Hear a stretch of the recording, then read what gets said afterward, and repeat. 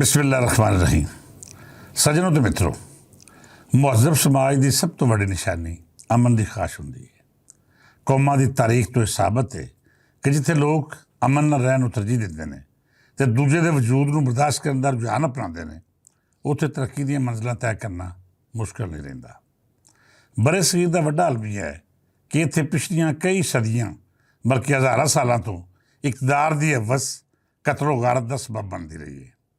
ताकतवर इकतदार में आने लई हर वो हथकंडा इस्तेमाल करता है जिसकी गुंजाइश किसी भी मुहज़्ज़ब समाज की अखलाकियात विच नहीं निकलती।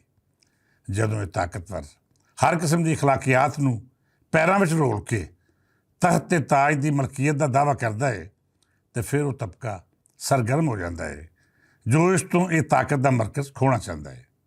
ये गुआढ़ी देश, रियासतां या कबीले सने इहो जिहे लोग जो बादशाह के मशीर, वजीर या नेड़े पार के रिश्तेदार हो सकते हैं, वो सब लालच ते लोभ के इस खेड में हिस्सेदार होंदे ने।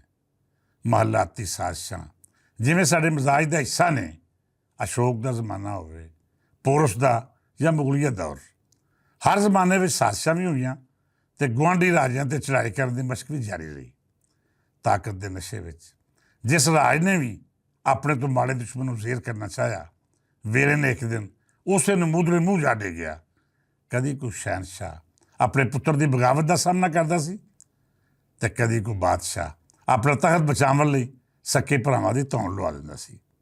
राज, तख्त ते ताज की तारीख इंज ही लहू ने लिखी जाती रही है।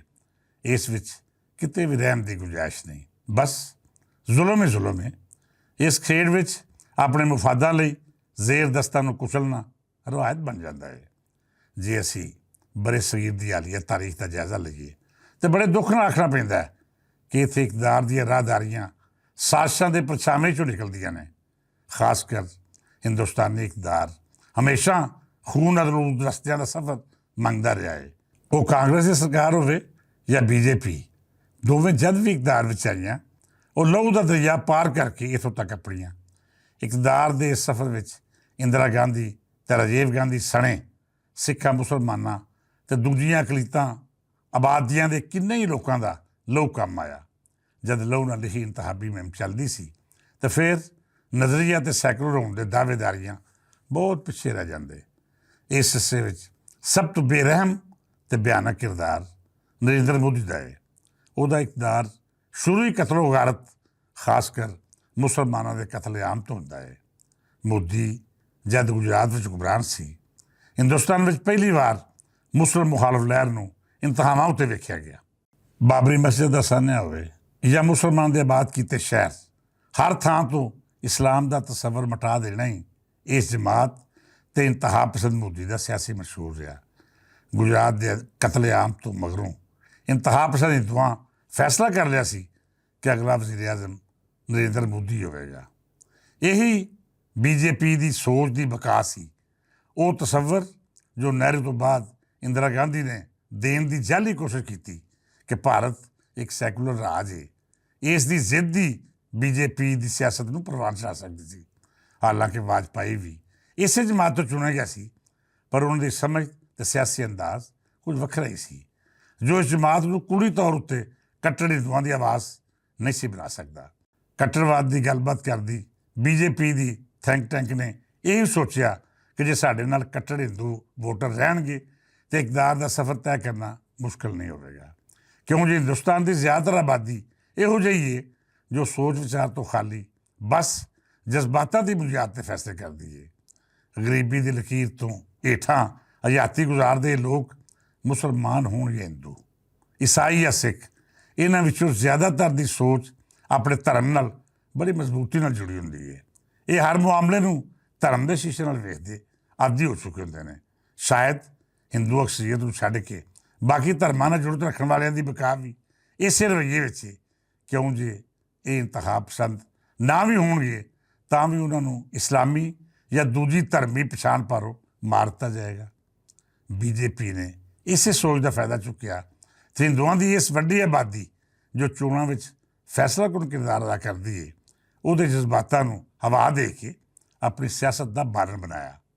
जदों तुहानूं धर्मी इंतहा पसंदी ਆਪਣੀ ਤਾਕਤ ਦਿਸਦੀ ਹੋਵੇ ਤੇ ਫਿਰ ਹਰ ਕੁਝ ਵੇਲੇ ਬਾਅਦ ਇਹੋ ਜਿਹੀ ਸ਼ੋਭਦਾਬਾਜ਼ੀ ਜ਼ਰੂਰੀ ਹੋ ਜਾਂਦੀ ਹੈ ਜੋ ਇਸ ਇੰਤਹਾ ਪਸੰਦੀ ਨੂੰ ਖਾਦ ਦੇਵੇ।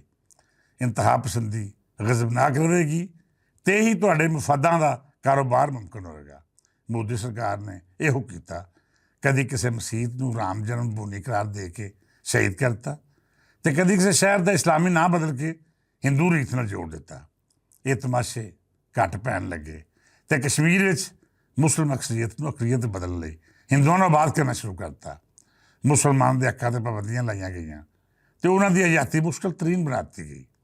ਇਹ ਇੰਤਹਾ ਪਸੰਦ ਹਿੰਦੂ ਅਕਸਰੀਅਤ ਲਈ ਤੇ ਚੰਗੇ ਨਤਾਇਜ ਵਾਲਾ ਹੋ ਸਕਦਾ ਹੈ, ਪਰ ਇਸ ਅਕਲੀਅਤ ਲਈ ਇਹ ਕਿਸੇ ਵੱਡੇ ਅਲਮੀਅਤ ਤੋਂ ਘੱਟ ਨਹੀਂ ਜੋ ਲਗਾਤਾਰ ਇੰਤਹਾ ਪਸੰਦੀ ਦੇ ਜ਼ਾਲਮਾਨਾ ਰਵੱਈਏ ਦੀ ਸਲੀਬ 'ਤੇ ਚੜਾਈ ਜਾ ਰਹੀ ਹੈ। ਜ਼ਾਹਰ ਹੈ ਜਦੋਂ ਤੁਸੀਂ ਕਿਸੇ ਆਮ ਮੁਸਲਮਾਨ ਤੇ ਗਾਂਕਸ਼ੀ ਦਾ ਝੂਠਾ ਇਲਜ਼ਾਮ ਲਾ ਕੇ ਚੌਕ ਚੁਰਾਹੇ ਵਿੱਚ ਉਹਦੇ ਚਿੱਥੜੇ ਉਡਾ ਦਿਓਗੇ ਤੇ ਇਸ ਦੇ ਅਸਰਾਤ ਇੰਤਹਾ ਪਸੰਦ ਦੀ ਸ਼ਕਲ ਵਿੱਚ ਹੀ ਨਿਕਲਣਗੇ ਨਾ। ਭਾਰਤੀ ਸਮਾਜ ਨੂੰ ਪਿਛਲੇ 50 ਵਰ੍ਹਿਆਂ ਤੋਂ ਇਸੇ ਰਵੱਈਏ ਦਾ ਸਾਹਮਣਾ ਹੈ। ਮੁਸਲਮਾਨ ਆਪਣੀ ਬਕਾ ਲਈ ਆਵਾਜ਼ ਚੁੱਕ ਰਹੇ ਨੇ, ਆਪਣੇ ਹੱਕਾਂ ਲਈ ਸੜਕਾਂ 'ਤੇ ਨਿਕਲਦੇ ਨੇ ਤੇ ਦੁਨੀਆ ਭਰ ਵਿੱਚ ਇਨਸਾਨੀ ਹੱਕਾਂ ਦੇ ਅਲਮਬਰਦਾਰਾਂ ਨੂੰ ਵੀ ਆਵਾਜ਼ ਮਾਰਦੇ ਨੇ, ਪਰ ਉਹਨਾਂ ਦੀਆਂ ਆਵਾਜ਼ਾਂ ਇਸ ਲਈ ਘੱਟ ਸੁਣੀਆਂ ਜਾਂਦੀਆਂ ਨੇ ਕਿ ਇੰਡੀਆ ਦੁਨੀਆ ਦੀ ਵੱਡੀ ਵਪਾਰੀ ਮੰਡੀ ਹੈ। ਇੱਕ ਤਰ੍ਹਾਂ ਇਹ ਮਜ਼ਲੂਮਾਂ ਦੀ ਬਨਸੀਬੀ ਹੋ ਸਕਦੀ ਹੈ, ਪਰ ਦੂਜੇ ਬੰਨੇ ਇੱਕ ਹੋਰ ਸੱਚਾਈ ਵੀ ਹੈ ਕਿ ਇਹ ਸੱਚਾਈ ਕੁਦਰਤ ਦਾ ਕਾਨੂੰਨ ਹੈ ਕਿ ਜਦ ਤੁਹਾਡੇ ਹੱਕਾਂ ਲਈ ਕਿਸੇ ਪਾਸੇ ਕੋਈ ਤਸੱਲੀ ਨਾ ਮਿਲੇ ਤਾਂ ਫਿਰ ਅੱਤ ਖੁਦਾ ਦਾ ਵੈਰ ਦਾ ਅਮਲੀ ਇਜ਼ਹਾਰ ਸਾਹਮਣੇ ਆਉਂਦਾ ਹੈ। ਕੱਟੜਵਾਦੀ ਸੋਚ ਦੇ ਸ਼ਿਕਾਰ ਹੋਣ ਵਾਲੇ ਆਪਣੇ ਸ਼ਹਿਰਾਂ ਤੇ ਗਲੀ ਮੁਹੱਲਿਆਂ 'ਚੋਂ ਜ਼ੁਲਮਾਂ ਦੇ ਖਿਲਾਫ ਲੜਾਈ ਦਾ ਮੈਦਾਨ ਬਣਾ ਲੈਂਦੇ ਨੇ, ਜਿਵੇਂ ਤੁਸੀਂ ਮਕਬੂਜ਼ਾ ਕਸ਼ਮੀਰ ਵਿੱਚ ਵੇਖ ਰਹੇ ਹੋ। ਇਸ ਤੋਂ ਪਹਿਲਾਂ ਫਲਸਤੀਨ ਵਿੱਚ ਵੀ ਇਹੋ ਵਹਾਰੇ ਦਿੱਤਾ ਕਿ ਦੁਨੀਆ ਦੀਆਂ ਵੱਡੀਆਂ ਤਾਕਤਾਂ ਇੱਕ ਪਾਸੇ ਤੇ ਮਜ਼ਲੂਮ ਨਾਤੇ ਫਲਸਤੀਨੀ ਇੱਕ ਪਾਸੇ। ਅਜਿਹੀਆਂ ਜੰਗਾਂ ਨਾਲ ਹੋਣ ਵਾਲੀ ਬਰਬਾਦੀ ਤੇ ਤਬਾਹੀ ਨਹੀਂ ਵੇਖੀ ਜਾ ਸਕਦੀ, ਨਾ ਲਾਸ਼ਾਂ ਗਿਣੀਆਂ ਜਾਂਦੀਆਂ ਨੇ, ਸਿਰਫ ਹੌਸਲਾ ਵੇਖਿਆ ਜਾਂਦਾ ਹੈ ਕਿ ਕੋਈ ਕੌਮ ਕਿੰਨੀ ਦੇਰ ਤੱਕ ਜ਼ੁਲਮ ਦੇ ਖਿਲਾਫ ਡਟ ਕੇ ਖਲੋਂਦੀ ਹੈ। ਅੱਜ ਇੰਡੀਆ ਵਿੱਚ ਰਹਿਣ ਵਾਲਾ ਮੁਸਲਮਾਨ, ਸਿੱਖ ਜਾਂ ਦੂਜੀਆਂ ਅਕਲੀਤਾਂ ਆਪਣੇ ਆਪ ਨੂੰ ਗੈਰ ਮਹਿਫੂਜ਼ ਤਸੱਵਰ ਕਰਦੀਆਂ ਨੇ। ਹਰ ਮਜ਼ਲੂਮ ਚਾਹੁੰਦਾ ਹੈ ਕਿ ਜ਼ਾਲਮ ਹਾਕਮ ਤਬਕੇ ਦਾ ਪਹਿਰਾ ਹਟ ਜਾਏ। ਭਾਰਤੀ ਰਾਜ ਲਈ ਇਹ ਬੁਰਾ ਸ਼ਗੂਨ ਹੈ, ਉਹਦਾ ਵਜੂਦ ਖਤਰੇ ਵਿੱਚ ਹੈ। ਇੱਕ ਪਾਸੇ ਮੁਸਲਸਲ ਕੱਟੜਵਾਦਾਂ ਦਾ ਇਕਤਦਾਰ ਵਿੱਚ ਰਹਿਣਾ ਤੇ ਦੂਜੇ ਬੰਨੇ ਮਜ਼ਲੂਮਾਂ ਦੀ ਬਰਦਾਸ਼ਤ ਦਾ ਮੁੱਕ ਜਾਣਾ ਹੈ। ਕੱਟੜ ਸੋਚ ਇੱਕੋ ਵੇਲੇ ਦੋ ਵੱਖਰੇ ਰਵੱਈਆਂ ਦਾ ਸਾਹਮਣਾ ਕਰਦੀ ਹੈ। ਇੱਕ ਉਹ ਸੋਚ ਨੂੰ ਤਗੜਾ ਕਰਦਾ ਹੈ ਤੇ ਦੂਜਾ ਉਹਦੇ ਖਿਲਾਫ ਰੱਦੇ ਅਮਲ ਨੂੰ ਬੜਾਵਾ ਦਿੰਦਾ ਹੈ।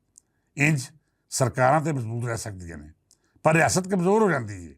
ਅੱਜ ਭਾਰਤੀ ਸਰਕਾਰ ਤੇ ਮਜ਼ਬੂਤ ਹੈ, ਪਰ ਇੰਤਹਾ ਪਸੰਦੀ ਦੀ ਬੁਨਿਆਦ 'ਤੇ ਖੜੀ ਇਹ ਰਿਆਸਤ ਅੰਦਰੋਂ ਖੋਖਲੀ ਹੋ ਚੁੱਕੀ ਹੈ।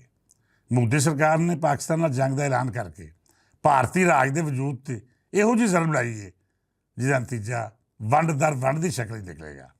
ਜੇ ਇੱਕ ਵਾਰੀ ਫਿਰ ਮੋਦੀ ਸਰਕਾਰ ਜੰਗ ਦਾ ਬਗਲ ਵਜਾਉਂਦੀ ਹੈ ਤੇ ਫਿਰ ਸ਼ਾਇਦ ਇਹ ਪਾਕਿਸਤਾਨ ਦੇ ਮੁਤਹਿਦ ਹੋਣ ਦਾ ਸਬਬ ਤੇ ਜ਼ਰੂਰ ਬਣੇ। PTI ਤੇ ਨਵਾਜ਼ ਲੀਗ ਦੀਆਂ ਜਮਾਤਾਂ ਵੀ ਇੱਕ ਪੇਜ ਉੱਤੇ ਆ ਜਾਵਣ, ਪਰ ਹਿੰਦੁਸਤਾਨ ਵਿੱਚ ਨਾਰਾਜ਼ ਤਬਕੇ ਜ਼ਰੂਰ ਇਸ ਮੌਕੇ ਦਾ ਫਾਇਦਾ ਚੁੱਕਣਗੇ ਤੇ ਰਿਆਸਤ ਨਾਲ ਆਪਣੀ ਨਫ਼ਰਤ ਦਾ ਇਜ਼ਹਾਰ ਕਰਨਗੇ। ਇਹੋ ਜਿਹੀ ਰਿਆਸਤ ਨਾਲ ਕਿਹਨੂੰ ਹਮਦਰਦੀ ਹੋ ਸਕਦੀ ਹੈ ਜੋ ਇੱਕ ਖਾਸ ਮਜ਼ਹਬ ਨਾਲ ਜੁੜੇ ਤਬਕੇ ਦੇ ਹੱਕਾਂ ਦਾ ਤਹਫ਼ੁਜ਼ ਕਰਦੀ ਹੋਵੇ, ਜਿੱਥੇ ਕਮਜ਼ੋਰ ਤਬਕੇ ਦੀ ਧੌਣ ਇਸ ਕਦਰ ਨੱਪੀ ਜਾਏ ਕਿ ਸਾਹ ਲੈਣਾ ਔਖਾ ਹੋ ਜਾਏ। ਸਿਆਸੀ ਹਾਲਾਤ ਦੀ ਨਬਜ਼ ਪੜ੍ਹਨ ਦਾ ਦਾਅਵਾ ਰੱਖਣ ਵਾਲੇ ਇਸ ਗੱਲ 'ਤੇ ਮੁਤਫਿਕ ਨੇ ਕਿ ਹਾਲੀਆ ਕਸ਼ੀਦਗੀ ਮੋਦੀ ਸਰਕਾਰ ਦੇ ਨਾਲ ਸ਼ਾਇਦ ਹਿੰਦੁਸਤਾਨ ਨੂੰ ਵੀ ਲੈ ਡੁੱਬੇ। ਇਹਦੀ ਸਭ ਤੋਂ ਵੱਡੀ ਵਜ੍ਹਾ ਕੱਟੜਵਾਦੀ ਸੋਚ ਦੀ ਦੋ ਧਾਰੀ ਤਲਵਾਰ ਹੈ। ਇਹ ਤੁਹਾਡੇ ਦੁਸ਼ਮਣ ਨੂੰ ਤੇ ਨੁਕਸਾਨ ਪਹੁੰਚਾਉਂਦੀ ਹੈ, ਪਰ ਨਾਲ ਇਹ ਤੁਹਾਡੇ ਲਈ ਵੀ ਖਤਰੇ ਦੀ ਸ਼ਕਲ 'ਚ ਮੌਕੇ ਦੀ ਮੁਤਲਾਸ਼ੀ ਰਹਿੰਦੀ ਹੈ। ਅੱਜ ਨਾ ਸਹੀ, ਪਰ ਕੱਲ੍ਹ ਤੁਹਾਨੂੰ ਜ਼ਖਮੀ ਵੀ ਕਰ ਸਕਦੀ ਹੈ। ਜੇ ਇਹਦੀ ਜ਼ਰਬ ਤੁਹਾਡੀ ਸ਼ਹਿਰ 'ਤੇ ਨਾ ਵੀ ਪੈ ਤਾਂ ਵੀ ਤੁਹਾਡੀ ਨਬਜ਼ ਇਹਦੇ ਤੋਂ ਮਹਿਫੂਜ਼ ਨਹੀਂ ਰਹਿ ਸਕਦੀ। ਹਲਕੀ ਜਿਹੀ ਧਾਰ ਨਬਜ਼ਾਂ ਕੱਟ ਕੇ ਕਹਾਣੀ ਦਾ ਰੁਖ ਮੋੜ ਦੇਵੇਗੀ। ਮੋਦੀ ਦੀ ਕੱਟੜਵਾਦੀ ਹਿੰਦੂ ਸੋਚ ਅੱਜ ਹਿੰਦੁਸਤਾਨ ਨੂੰ ਉਸ ਮੁਕਾਮ ਉੱਤੇ ਲੈ ਆਈ ਹੈ ਜਿੱਥੇ ਨਬਜ਼ਾਂ ਤੇ ਤਲਵਾਰ ਵਿੱਚ ਬਹੁਤਾ ਫਰਕ ਨਹੀਂ ਰਿਹਾ। ਇਸ ਦੁਆ ਨਾਲ ਇਜਾਜ਼ਤ ਦਿਓ ਕਿ ਰੱਬ ਸਾਡੇ ਖਿੱਤੇ ਨੂੰ ਅਮਨ ਤੇ ਅਮਾਨ ਦੀ ਪਛਾਣ ਵਿੱਚ ਰੱਖੇ। ਰੱਬ ਰੱਖਾ।